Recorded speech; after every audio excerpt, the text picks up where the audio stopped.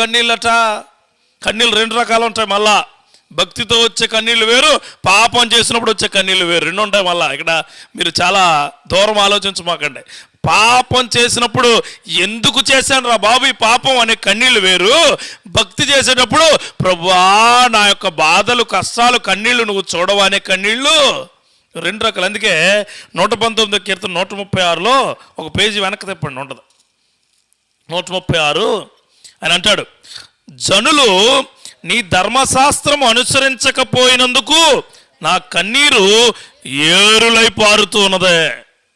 ఆ పాపం అంటే అదే పాపం. దేవుడు వాక్యాన్ని అనుసరించకపోతే ప్రతి జనులు ఎలా పడిపోతారో పాపంలో పడిపోతారు. ఆ కన్నీరు ఎలా పారుతుందట, ఏరులై పారుతుందట. ఆ కన్నీళ్ళలో విడిచే విత్తనాలు నీకు ఎప్పటికీ, ఇప్పుడు ప్రవహిస్తున్న దాంట్లో విత్తనాలు ఎత్తు ఉంటాయా? ఏమైతే ఎక్కడో మొలుస్తాయి, వెళ్ళి ఎక్కడో కాళ్ళలో విత్తనాలు అయిన ఉంటాయేమో, ఎత్తరా వేయరు. బస్తా ఒడ్లు పట్టుకొచ్చి కాళ్ళు వేస్తారు, ఇంకో ఫుల్గా ఉన్నప్పుడు రేపుడికి వచ్చే దొరి ఎక్కడ వస్తుంది, కింద ఎక్కడో వస్తుంది. అదే ధర్మశాస్త్రం అనుసరించకపోతే, అంటే వాక్యం అనే విధానాలను అనుసరించకపోతే